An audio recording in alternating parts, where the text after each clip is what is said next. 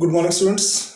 In our previous video of geography, we had discussed about the topic that was food crops other than grains. Okay, and now in this topic, we shall discuss about our next topic, that is horticulture crops. Okay, students. Now, before we start, what are horticulture crops? First of all, write down the question. Please write down the extra question. What is meant by the term horticulture? Please write down for 1 mark. What is meant by the term horticulture? Write the answer also, because this answer is not in the book and I think you have already studied it in the previous classes also. The growing of fruits and vegetables is known as horticulture. The growing of fruits and vegetables is known as horticulture. Is that clear? So this means that horticulture crops are fruits and vegetables. So also I want to tell you one thing more, that horticulture, that in India we do horticulture both in temperate regions as well as in tropical regions. In India, tropical crops as well as subtropical crops, both types of horticulture crops are grown in this country. Is that clear? So in India we grow mostly mangoes, lychee and guava, apricots and walnuts and all these fruits and vegetables. Especially the mangoes of Maharashtra are famous. Lychee and guava of Uttar Pradesh, apricots and walnuts of J&K are very famous. So this was a short description about horticulture and horticulture crops. Is that clear? Please write down this. Okay. The next main topic starts from after this topic. Please write it down, and I'm going to rub it now. Okay. If you still have not written it, you can pause the video and you can write it down. I'm rubbing it now. Okay.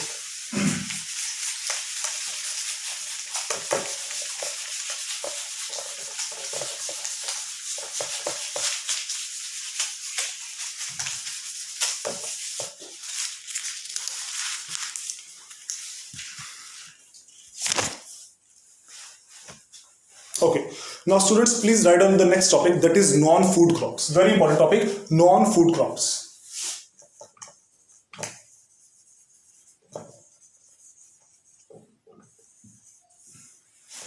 Now before we start this topic, non-food crops, write down the question again for 1 mark or 3 marks. What is meant by the term non-food crops? Please write down the question. What is meant by the term non-food crops? Non-food crops. अब देखो बच्चों, इसके नाम से clear हो रहा है, we are getting the name that the crops that cannot be consumed. ऐसी crops जिनको हम लोग खा नहीं सकते. Such type of crops are known as non-food crops. Is that clear? Write down answer. The crops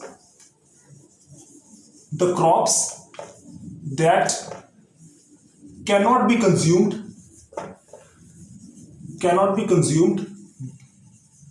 but can be used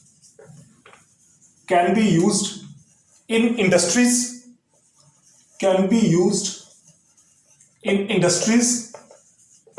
as a raw material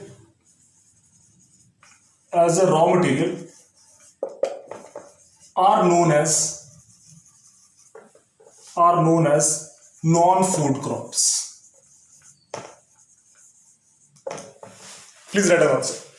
The crops that cannot be consumed, but these can be used as a raw material in industries. Such type of crops are known as non-food crops. ऐसी crops जिनको हम लोग खा नहीं सकते, पर ये सारी crops फैक्ट्रीज में, इंडस्ट्रीज में एक raw material के रूप में यूज की जाती हैं. ऐसी crops को हम लोग क्या बोलते हैं बच्चों? The non-food crops. Such type of crops are known as non-food crops. For example,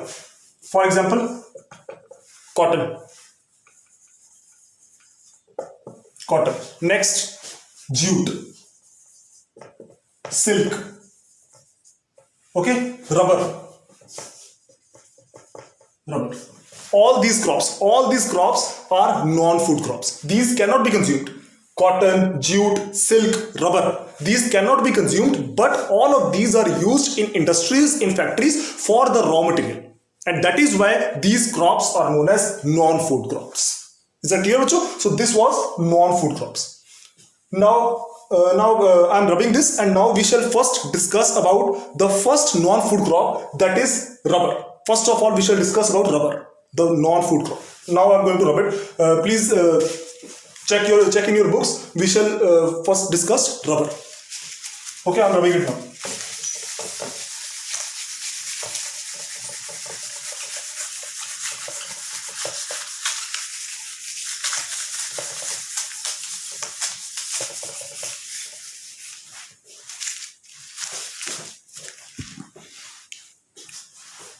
Now please students, rubber.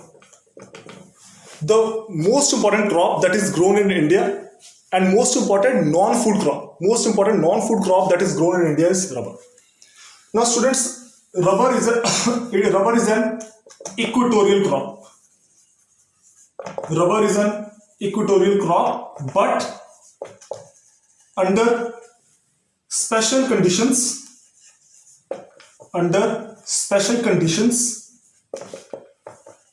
can be grown in subtropical regions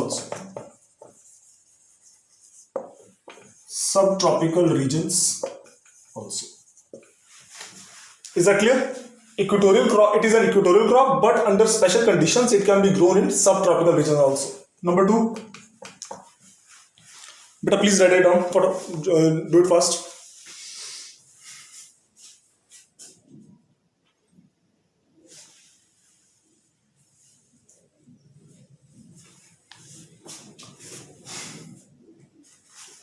Done? Please, now second point, boys and girls. Requires average rainfall.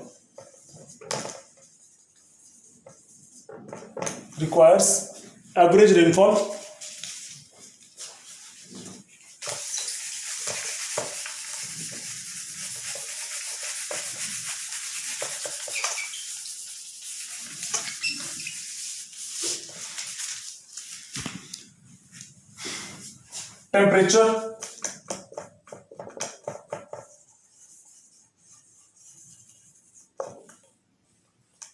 -25°C.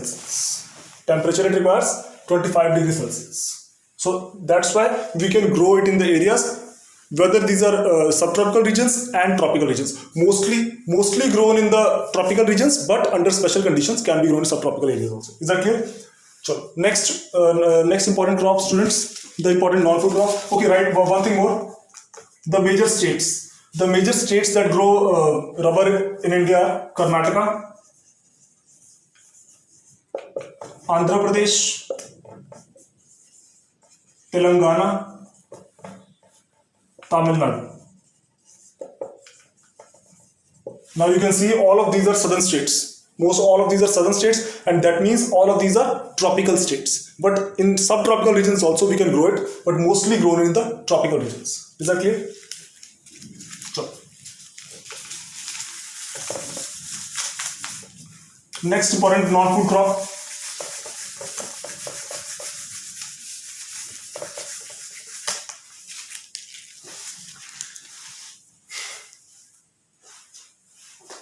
That is, next are fiber crops.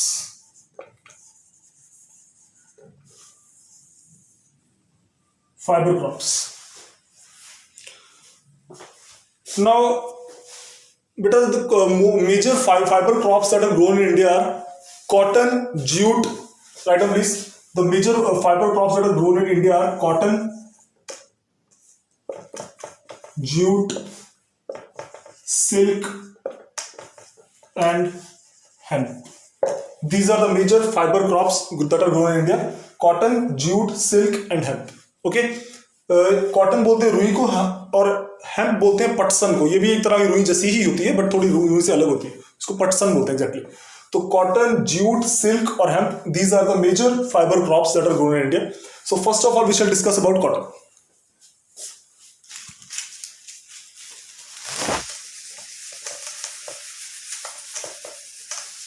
Okay, these are fiber crops. So first fiber crop we are going to discuss is cotton.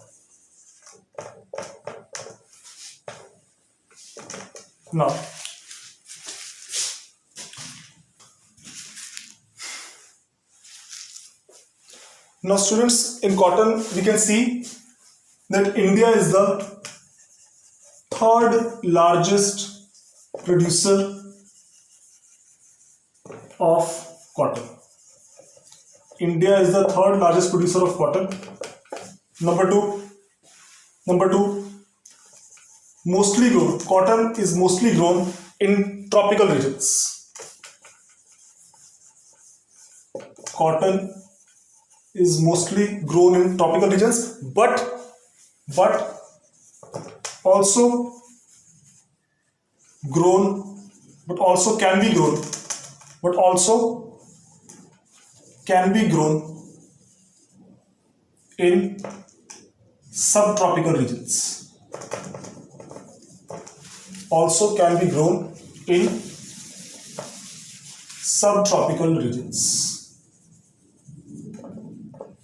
ठीक है बच्चों, mostly grown cotton is mostly grown in the tropical regions, but also it can be grown in subtropical regions, provided the soil should be fertile, with good fertilizers, good insecticides, pesticides. So under these conditions, these can be grown in subtropical regions also, but mostly grown in tropical regions. Is that clear?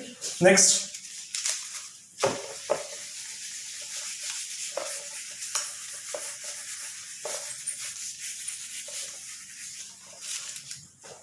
Number 4.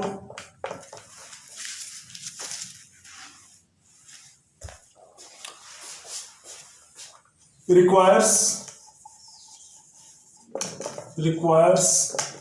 high temperature. It requires high temperature and average rainfall. Requires high temperature and average rainfall. And number 5, very important thing, requires 210 frost-free days. Requires 210 frost-free days. कम से कम 210 दिन तक frost नहीं पड़नी चाहिए. Frost means ओस. जो ओस होती है वो that is very bad for the crop of cotton, and that is why out of 365 days of the year, at least 210 days should be frost free. कम से कम 210 दिन तक तो बिल्कुल भी ओस ना पड़े. In that condition we can grow cotton. Is that clear? So 210 frost free days. Okay students, so this was the description about cotton. That is a major non-food crop and a fiber crop. Major non-food crop and a fiber crop. Next, our next fiber crop that we are going to discuss is jute. I think you have written it. I'm going to rub it now.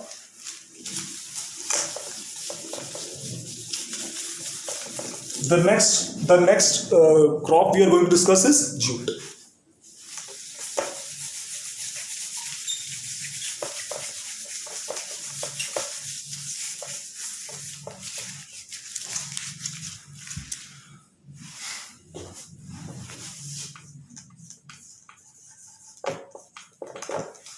So students, before we start jute, write down a very short question for 1 mark, that is for MCQs. Please write down the question. Which crop is known as golden fiber? Which crop is known as golden fiber crop? For 1 mark. That is, answer is jute. Jute. ठीक है, for MCQs. देखो बच्चों, jute is called a golden fiber crop of this country.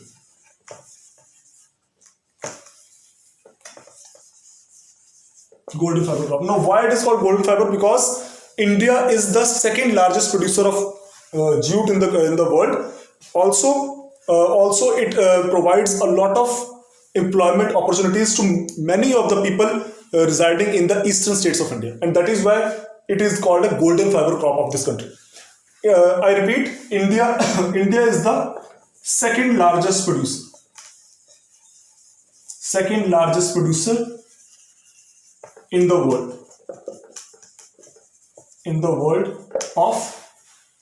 Of jute. ठीक है. The largest producer is Bangladesh. Now mainly jute is mostly grown in the Sundarban areas of India. The Sundarban deltas, I think you all know about Sundarban deltas that are in West Bengal. Sundarban deltas in West Bengal. ठीक है जी. तो mostly jute is grown in the Sundarban deltas of West Bengal, and that makes India the second largest producer of jute in the whole world. The largest producer is Bangladesh. Bangladesh also includes the Sundarban deltas. That is why, and most of the part of Sundarban deltas is in Bangladesh. So that's why Bangladesh is the largest producer of jute, and remaining part of Sundarban deltas is in West Bengal. And due to West Bengal, India is the second largest producer of jute in the whole world. Is that clear? Next point.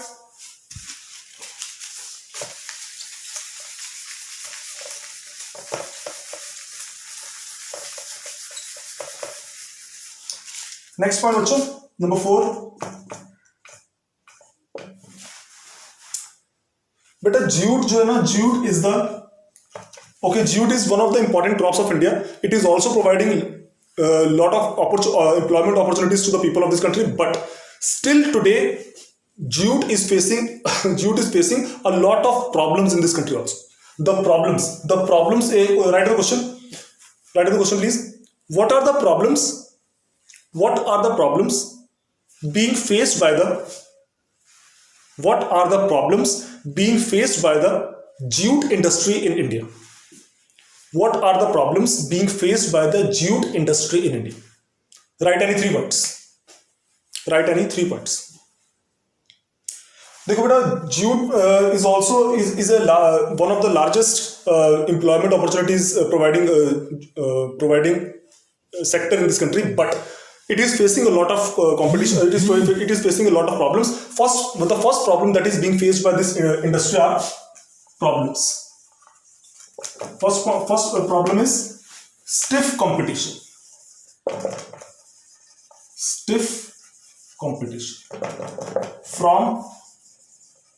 From nylon and textile industry.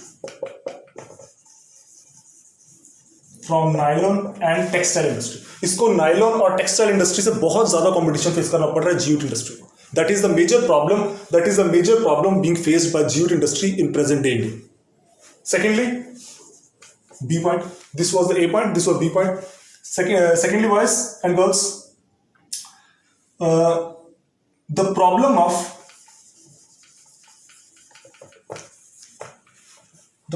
of transportation. That is, you can write the problem of power. Okay, the problem of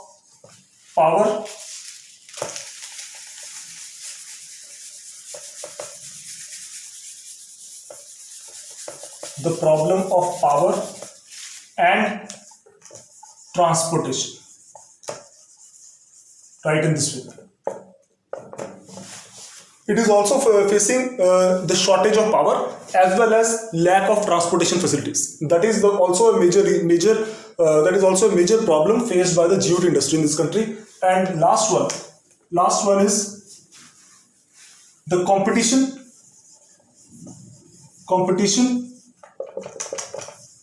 from the countries like Bangladesh, Thailand and Vietnam. It is also facing competition from the less labor costly countries like Bangladesh, Thailand and Vietnam. India has the power of very cheap labor, and similarly these countries like Bangladesh, Thailand, Vietnam, these countries also provide very cheap labor. So due to this cheap labor, India is facing competition. Indian jute industry is facing competition from the countries like Bangladesh, Thailand and Vietnam. So these were the problems being faced by the jute industry in this country, which is one of the largest employment generators of this country, and it is called a golden fiber crop of this country. Still it is facing all these problems. Now the government has done a lot to.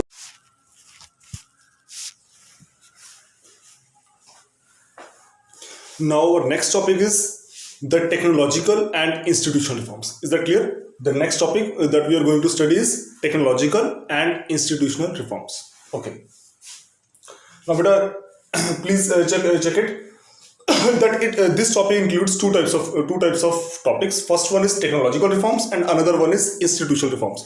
First, we will see about technological reforms. Now, by technological reforms, we means that the introduction of new technology into agriculture, which has made agriculture more advanced and also increase the production of in agriculture. Is that clear, students? Now, in technological reforms, the government has introduced various modern methods of agriculture like tractors, harvesters, carbines, and threshers, etc. So that with the usage of all these modern methods of agriculture, the production of agriculture can be increased, and the farmers can benefit from this. When the farmers will benefit, the agriculture will benefit. When the agriculture will benefit, the country will benefit. So this means that introduction of technological reforms has benefited not only agriculture but also the whole of India. Is that clear, students? Next, second point in these technological reforms, introduction of the modern methods of cultivation like canals, tube wells, sprinklers, all these.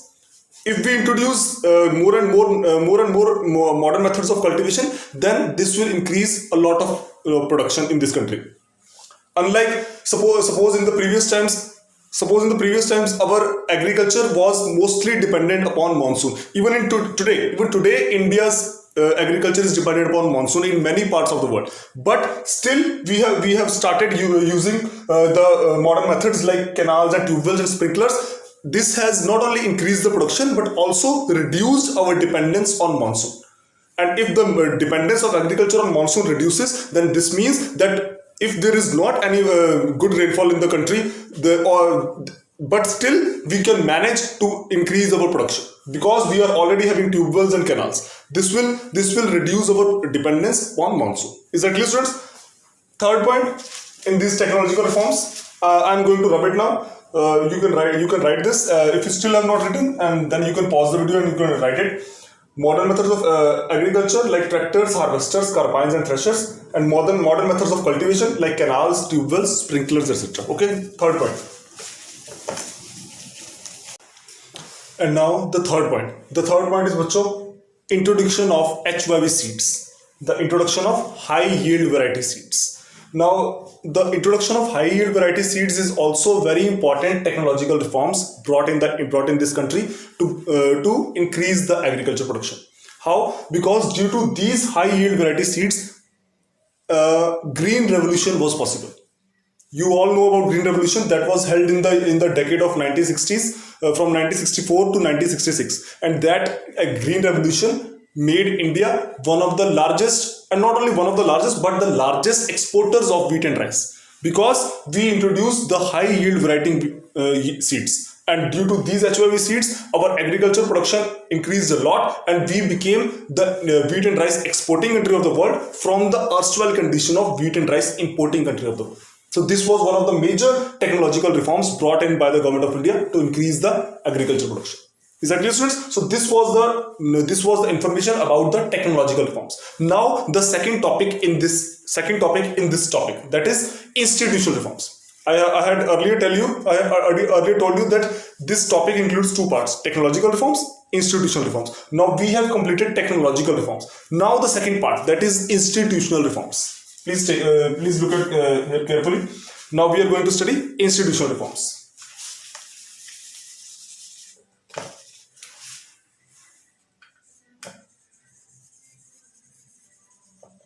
Institutional reforms. Okay. Now,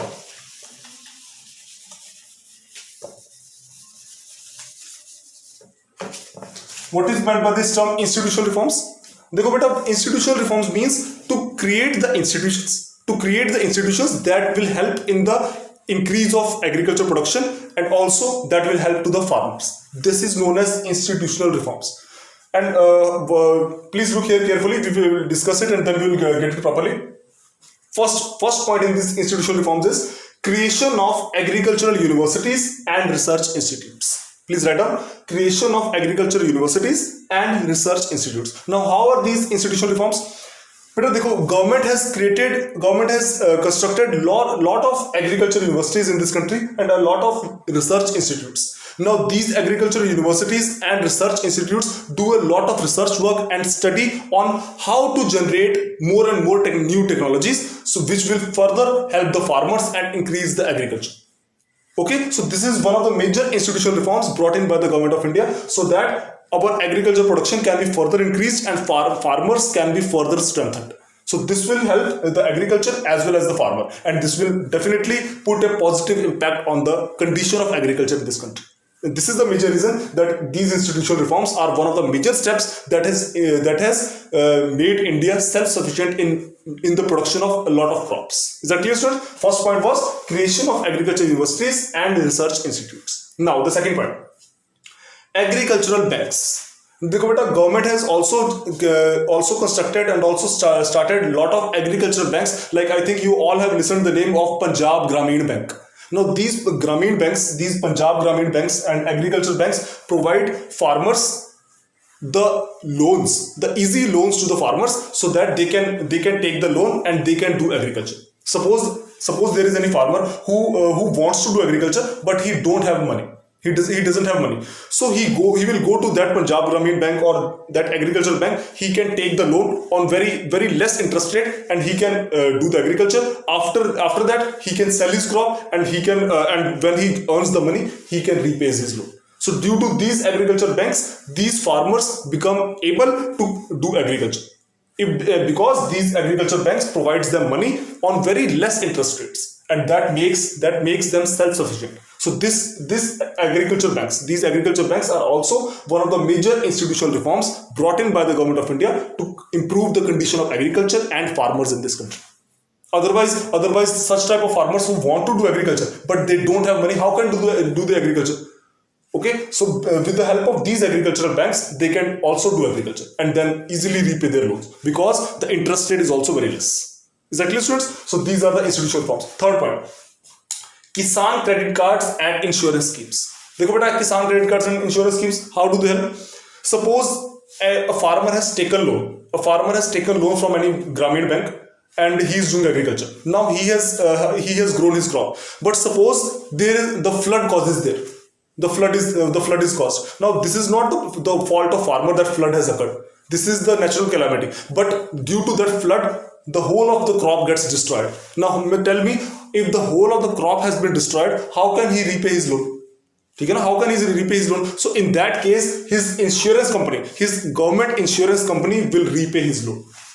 Okay, the government insurance company like LIC, Life Insurance Corporation of India, that will come in, that will look into the matter, and that will see that yes, the flood has occurred, there is not any fault of farmer. Then that insurance company will repay the loan to the agriculture bank on behalf of that farmer. So tell me, in such a case, can the farmers be strengthened or not? Yes, the farmers are definitely strengthened. Why they are strengthened? Because they don't have any fear of natural calamity. Whether there is drought, whether there is flood, whether there is avalanche, they are not feared of any type of natural calamity, because in such a case, their insurance company will repay back their loan. So can we say that these institutional reforms have strengthened the farmers in this country? Yes, 100% they have strengthened.